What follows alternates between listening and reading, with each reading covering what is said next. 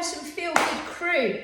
So we're technically in the start of week 2 of our 8-week Feel Good program, and we're going to jump straight in with the processed foods. So this is the one that kind of set off a bit of a bomb last week. We were talking about what classes processed, what classes unprocessed. I said eating foods with 3 or 4 ingredients or less are better for you than others, but then some people were saying in their granola they've got lots of ingredients, so on and so forth.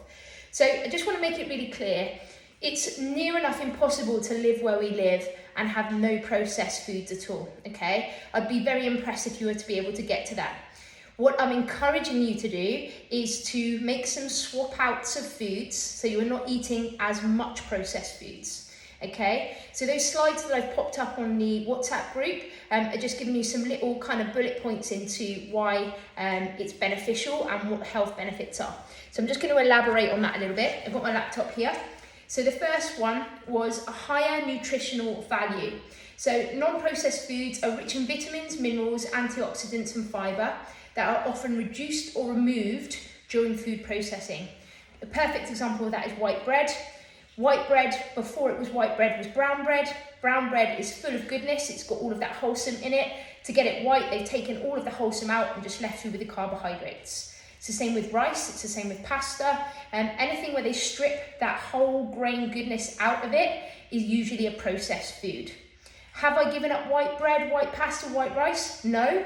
Have I made some swaps? Yes. Swaps could be replacing the white rice with half and half brown, half white, or simply adding a scoop full of quinoa into your white rice. You've got that wholesome goodness put back in, okay? So that's all that first one means.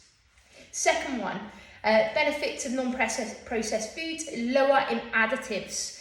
So they strip all of the goodness out of it and then they put a load of crap back in, is the best way to explain it. So you're adding man-made chemicals, which the body cannot process and cannot break down. The body doesn't know what to do with it, which then leads to health issues further down the line, okay? So we're looking to get rid of artificial preservatives, sweeteners and flavour enhancers. Those are the things that we don't like. So I'll give you a good example. If you go to a coffee shop and you ask for vanilla syrup or pumpkin spice syrup and you go for the sugar-free option, that's the one that's full of chemicals and crap that our body can't process and break down, okay? Number 3, better for digestive health. So when we strip the brown bread of all of its goodness and we get rid of the whole grains, that means that we're not getting as much dietary fibre as our body needs to help process things through. So whole foods, especially fruits, vegetables and whole grains, contain natural fibre and it promotes a healthy digestion that supports our gut microbiome. Gut microbiome is a whole nother section here, but the more diverse our gut microbiome, the healthier we are, the less sick we get, which is what this is all about, right? Is feeling good, both here and physically. You want to be feeling great. Number 4, healthier fats. Non-processed foods like nuts, seeds, avocados provide a healthy fat that support heart health and reduce inflammation, okay? When you think somebody has got heart issues, you think naturally overweight, high fat diet. I want you to stop looking at fat as a negative word, okay? Fat is good for you. It helps your brain work better, it helps regulate your hormones, it actually helps you to burn calories, and it's essential, in fact, crucial to our diet being balanced, okay? Number 5, steady energy levels. I put my hands up with energy levels. All of you know I like to have a cup of coffee, which messes up that energy level. You get a slump in the afternoon, you have another coffee, it picks me up for my classes, and then I crash again. So anything where we can have a nice steady energy level is great. That's the best life, right?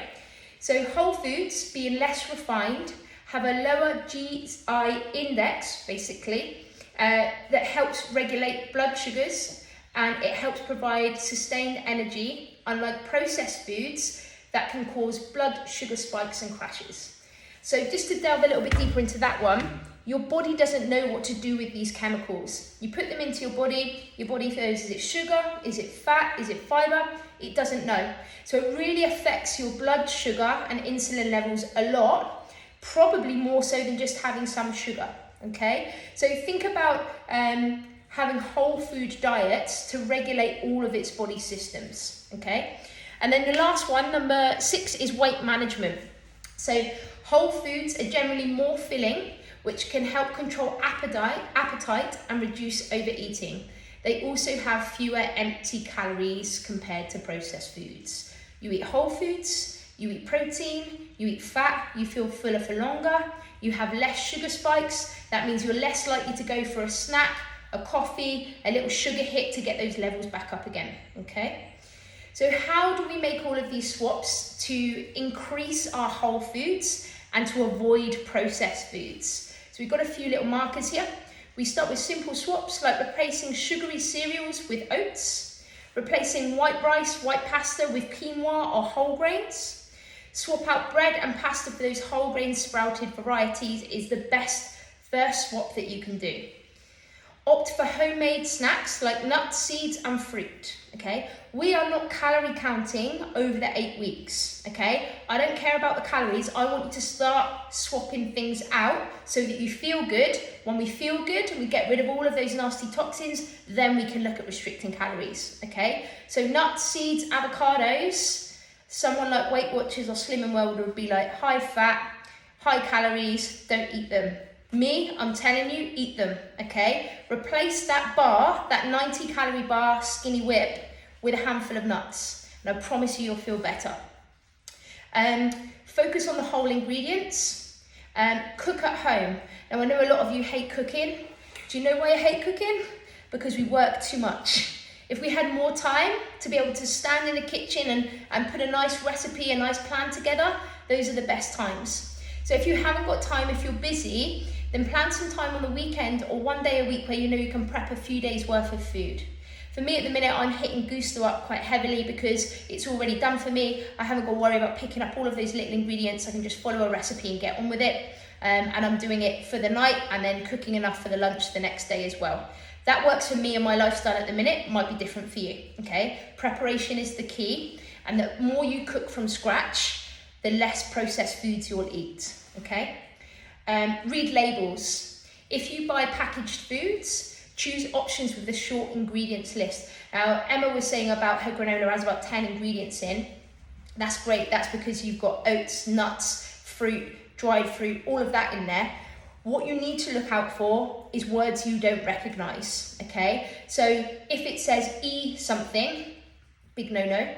If it's a long word, which is normally the word for the E number because they know that we've cottoned on to E numbers being bad, they've put the actual chemical name in there. If you don't recognize it, it's not good, okay? So you'll notice a lot on pre-made snacks. I would say they're the worst. They're the ones where they've got these additives in, okay?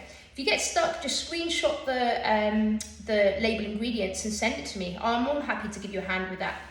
But the general rule of thumb is 3 ingredients or less. So say it's yogurt or peanut butter and it has more than 3 ingredients, then it's not good. They've added stuff in there to preserve it, which is a man-made chemical, okay?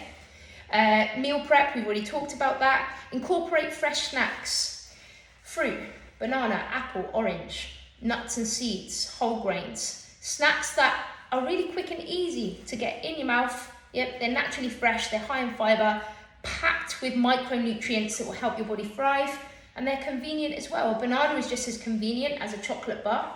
Okay, if you crave sugar, it doesn't hit that sweet spot just like a bar of chocolate does, but your palate and your taste buds will eventually start to change. Okay, you start to get used to a banana is just as good and actually tastes better than what a protein bar does. Okay. And then shop the perimeter I've put here.